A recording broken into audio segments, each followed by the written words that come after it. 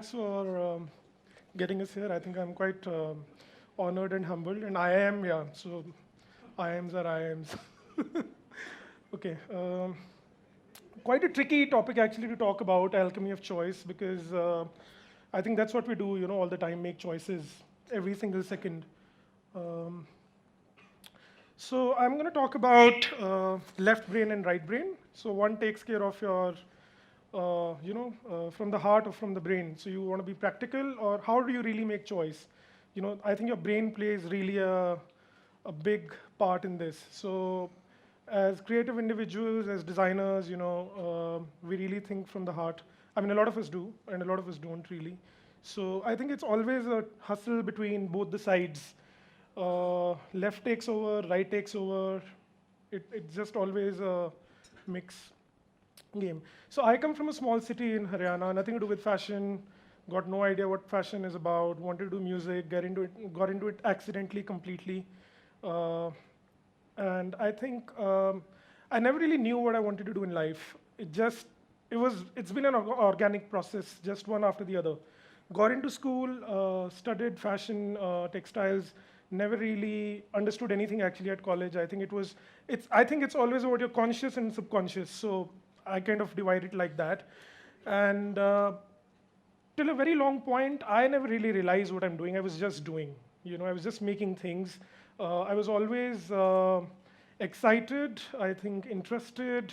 You get an idea, you get really excited like a small child, and you just want to make things which are really, I think, fascinates you. And you just always in your dream world. You're like lost in your own world of design and fashion. And India is not really. I think fashion is still really new to us in the new sense, in the sense that I mean, we've been very fashionable, actually, one of the most amazing countries in the past in terms of a history. But fashion doesn't really have a cult following right now because we are a developing economy. So I never really understood I mean, it's not an organized industry still. It's more, most of you think, I think, it's glamour and it's all about models and, buzz and designers are celebrities and all those things. But within fashion, we have a lot of variations and narratives. So I never really did it for money, and I started as a designer and started my practice. I'm going to take you through a very interesting project. Most of my work is I've studied woven textiles, which is handlooms, and another choice I made is I actually went to England to study textiles, handlooms, which is very funny because India is actually the hub for textiles, and craft is our story. So I've always made funny choices. I never really knew, as I said earlier. So sorry. So Koyaanisqatsi is a documentary you must see. It's made in 1982 by Godfrey Reggio. So I just came across this in a museum in England, in Victoria and Albert Museum, and they had this thing called the grid. So I don't know if you can see it properly. So they were really, they were thinking ahead, the guy who made it. So this whole documentary talks about just visual imagery and music, and there is nothing else really in it. There's no commentary. You can make out what you want it to be. Again, about choices, what you're really thinking about. And the only thing I could see in it was the glitter, so you have a lot of glitter going on. And at the same time, I was approached by an Indian company called Zaroski. So in India, there is a narrative which is handloom, which is a very purist idea, craft. It's like the Gandhian khadi and how, we really treat it so special. And then you have Swarovski, which is the other side of fashion, which is completely bling, which is the max. You're talking about minimalist and you're talking about maximalist. Completely poles apart. And I was very, very excited again. I never really thought what would happen. So I said yes to them. And very, very interesting project. So they do this thread, which has got crystals. It comes from Austria. It's very, very expensive. A company like Swarovski has no idea what to do with it. And most of the designers turned it down because they thought it was not really safe to mix the idea to break the notion. And I was only thinking about the documentary. In my head, I had only those sparkling lights and buildings. So I thought, okay, something very interesting. This is a master weaver who I work with, and we did a lot of research and development. It took us almost a year, spent a lot of money to figure out a way how can we really weave crystals into fabrics and handlooms. So like what I wear is 100% handloom. Like this is wool, this is cotton, linen, whatever, something which you endorse. And to think of crystals in textiles, that too in India, and that too Swarovski, was quite interesting. These are the process images with what we were doing. So we also use a lot of stainless steel we use because of the concrete building. So we went with completely unconventional things, something which you've not really heard of. And I was quite stupid because I had no idea what I'm doing. It was something completely out of the blue. We were just doing it. It was just there was a choice of material, there was a choice of color. This is in the process. So you see the Swarovski in the collar, and it was very, very expensive. This garment on the right, actually, the finished cost was way up high. It was around like 3, 4, 5 lakhs. So we knew nobody's going to buy it. So we had to really figure out how do we use it in the quantities that it appeals to people in India and makes sense overall to a large industry. Anyway, so this was the project. It was called Framed But Changed. It was based around sustainability. So we're talking about how from a tree, we're doing like these power grids and stuff. So most of my work, like this was also like, it's quite abstract. So I never really wanted to think that does it really make sense to people or not. I was just doing it. I was not really interested in who's going to say what. I understood it. I don't care, if I'm giving it to the press, can they really understand? Does it make sense to it? And we won't give any literature. So we will say, use your smartness to figure out what you want to. So it was about framed but changed, which means you have a constant in photography. You have this thing where you keep it constant, and your frame changes. So in the documentary, they'd used that. These were some of the images. Again, no model. We said, okay, we don't want to shoot it with model. Again, the choice we made, which was completely opposite. And this was day before the show we had in Delhi. These are the runway images. Not really good images, actually. So we use very dim lighting in the show. Now, it was very funny because most of the photographers need images which goes to the press post the show. And you spend so much money, and we have 2 seasons, in fashion. You have a spring and an autumn, so you're only 2 times you go out. That's your big outing, and you show your work. This made no sense to anyone. They said the light was so dark, we couldn't click pictures. I said, that's not the point. See the sparkles, you see the glittering thing. They said, okay, whatever. So that's the story of the creative side of the brain, right? This is a transitional slide. So, what happens, and I was a young startup, young kid doing it, My second season, I went to Paris, bombed, made no money, came back. And these are, again, some of the images we've used. In this one, we've used wire on the left. On the right, I call it Jatayu, the right one. So I do a lot of hand draping, which is on the body. We have no idea who's going to wear it. I mean, can you imagine somebody wearing it in Khan Market in Delhi and going shopping? One of those women in India, or one of your Bollywood actresses also. I mean, I don't think so. So that's me. That's me on the side with the tie and no money. And, he said, oh, he's a right brain thinker. Sorry, God help him. We can't help him. So the choices you make. So the team size is increasing. Funnily, we are getting popular, and we go to the next phase, which is transition. So now, can I for a minute switch that thing off? I think. Can you see the slide clearly? So there is an image here. This is a sari image from one of the stores in Delhi. So this was put on the mood board for the team to tell them what not to do. So obviously we wanted to make money. You want to grow, and growth upward curve is always good, and you have to pay your bills and do things. So these are the research images from the studio. So we never used to use color, and then everyone said, "Oh, and you were in India. India, you need so much color. People don't understand anything. On your skin, this, that." We thought, okay, so we wanted to do this line of saris, which was, okay. Now saris like music, the most evolved garment ever. It's our kimono. It's our heritage. It's everything to us. And women will kill me if I do anything wrong with it. So we had to do saris, and we didn't want to do anything which was based on or already existing. As designers, so everyone asks you, what's the difference between a tailor and a designer? Tailor also stitches, you also stitch. Why should we pay you a little bit of an extra money? I always say, A, it's about purity, it comes from the heart. And B, I think as designers, we have a platform where we have the power to influence. People look up to us, so we can really talk and we can give a message out. So I wanted to do something which is not really based on an existing idea, but we wanted to go with tradition, because in India, if you do saris or if you do all these bridal clothes, you have to do a lot of imagery. You'll see always a lotus. You'll see what we call paisley, tree of life.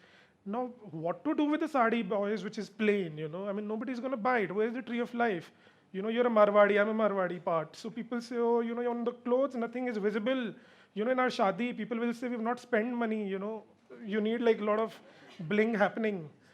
So we went with the idea of Vishnu, and we looked at a lot of avatars, and we said Vishnu lives underwater, so we thought we will work on the underwater reflections of cities, urban cities. So that's where the color scale comes from.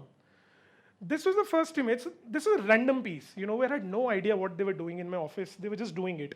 Started making money. We started getting calls one after the other. Oh, we want to buy it. We want to buy it. I said, okay, you know, no brainer. So we started selling. So we decided, so that's an actress, she's a national award winning actress called Usha Jadhav. She had to get a president award, and we got a call in the morning. She was new. So there was no time, and nobody knew her. So they were like, okay, no designer is giving clothes. So I thought, okay, come, you're like me, you know, let's help each other. So she came, this is a terrace of the office. This chair there is nothing here. We've just put the sari. So if you sit, you'll actually fall down. So I called one of my friends. I said, let's shoot. His name is Pranoy. So we did the shoot. Very, very random, you know. A lot more color, a lot more sense, and a lot more commerce. You know, so things started moving. This is 2014. And all of these, you know, I had to do nothing. Seriously. For me, it was just you make fabric, you put it on, put colors in. I mean, obviously, you're doing your basic work, but not really something which was very hard. Like what we did in Koyaanisqatsi. You know, it took us 1 year. You know, we had to use tubular structures to weave Zaroski in the fabric. How will it go through? Spend so much money. Here, nothing. And all these women are going crazy. You know, oh, we want this, we want that. We're still selling this. That's the best part, till today. From runway to reel, you know, so what's on the runway somebody's wearing in real life. And a lot of references in the work always comes from real life. So this is based on the Kond tribe in Odisha. So we did this whole line which was based on Vedanta's mining, which was not. So it has always been very, very political, you know, which you cannot really talk in the mainstream. I've been told here also. So you have to be very careful about what you talk. We started going out, doing a lot of exhibitions, pop-ups like this, putting your work. You know, I'm personally not there. And we started rolling. We started making money. So a lot of open days in the studio. So one thing I think with handlooms, you know, in the limited time I have, I would like to talk about is, it's always about the choices, you know. So when I started handlooms, working with handlooms would mean, textiles in India would mean home furnishings. You know, it was not about application. And I think I really never realized, you know, I come from a really small city, and till date, I don't realize what I do, to be honest. A lot of people, because, you know, when you're engrossed in your work, you don't really know who you are, what you're doing. People outside, when I got a call from here, I was quite surprised, you know, why an IM is calling me, it's quite funny. But I think what I'm trying to say is I've always listened to my heart, and you know, I juggle 3 balls. One is being a designer, one is being a brand, and one is being an entrepreneur. So what happens is you have to really, there are times when you really have to make right decisions. Also not for you, when you're working as a businessman, there is a longer bigger lot out there, and we travel out, you know, you represent your country, you do so many things. And sometimes you really have to put your foot down and you have to say, okay, you know, this is what I think is right, this is what I'm gonna do. I don't really care, you guys get it or not. I believe in it, and I think if I'm doing something right, someday it will make a mark, and you know, you will be accepted. So most of my peers have been doing Bollywood, you know, you always get these film stars to work for you in the end. And you know, you do all sorts of blended materials. So we only work with, let's say, pure materials, only work with handloom, and it's all about the craft of the country, because Indian story is about craft. You have so many weavers, you have textiles is the second biggest industry in our country after agriculture. You know, we have a lot of narrative going on Make in India, save the weavers and all those things, but I think the real thing is to really go into the grassroots level and really work with them. So we actually got a loom to the studio. That's another big choice, tough decision we made. I thought, why would somebody in the city would actually go to a village just to, I mean, I heard so many things on the television all the time. I don't have time to do that, you know. So we got it to the city, we got a master weaver here, and now we do open days for people to come and see. Because unless and until you see how complicated it is, you will never appreciate. You have to make a product aspirational. You have to really educate people, and you have to really work on the awareness. So that's one different thing which we did, and I think it made a lot of difference, because in a fabric like what I'm wearing, it has more than 3,000 threads going vertically. And I've worked as a weaver. I knew weaving is the oldest profession, roti, kapda, makan. So you go back to kapda, which is weaving, most laborious, very, very pure. You have to be really disciplined, and it's almost like you're meditating when you're weaving. It's like painting. Imagine one thread after the other, and you're building a fabric. Big buildings intimidate me. There was a dam, I think, in the night when we were driving, and I looked at it. Structures which are big, I feel as humans we're very, very, very small. But I think it's about the big idea. It's about what do you really believe in. There was no narrative before, let's say I started my practice. There was no reference in terms of Indian designers working on handlooms. There was nothing really. The whole idea was this. I come from a family of textiles, which is very funny. I have nothing to do with them. They still don't get what I do. And they make rugs, so they have nothing to do with design. But how by value addition, you can really, really take something which is here and you can elevate it and just, I think, stick to your ground. So what we did was we actually started mixing the idea. So now styling is something where you can make something which is very commercial but present in a way which sounds very edgy or which looks very, very interesting. So we have stainless steel here, we have ceramic jewelry there, you can't see the hair there, we've actually colored the hair.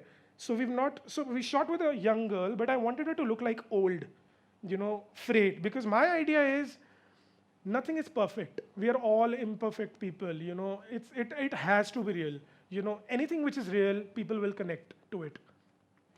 This is a sari we've just shot. It's a campaign we've just done. It's a metallic sari with stainless steel. Now the idea again was, why would you portray a woman draped like this in a sari? So you're really touching two different ideas altogether, where something as old, pious, and traditional as a sari, and something as avant-garde in this, which again, so most of the store promotions, we can't use this image because it doesn't really make sense to them. But we're still going ahead with it. It's as recent as 3 months old. And the same sari is on a press idea. Now what they've done is here, this is a thing from Bihar. I don't know the exact ceremony. I think when you enter, you put that rice thing and it goes off. This went viral. And we got so much orders on this. But at the same time, somebody saw that image, got interested, and actually did this. And it really worked. And because as individuals, we all see things differently. It's about, I think you guys are very, very special. You've come all the way to sit down here, to listen to us. It's all about the effort. It's all about the idea. I don't know what you're going to take home, but I think it's always about the bigger idea. This is another slide. This is just last week in Indonesia. Now, we took the handlooms to Indonesia. So we're not taking the idea of what Indian fashion is supposed to be. Everything, it's a lot of color and it's a lot of bling and all that, but it's very kind of toned down, understated, at the same time, very, very global, which is global local. That's what I think I believe in. And the last slide, which I don't really want to show off, but I think this is a very, very important slide, because this is a turning point where what I'm trying to say is it was all about the idea that a mainstream political magazine came on and covered and put a designer on the cover, which is doing handlooms, which is still not mainstream and still not commercial. My time is over. Thanks.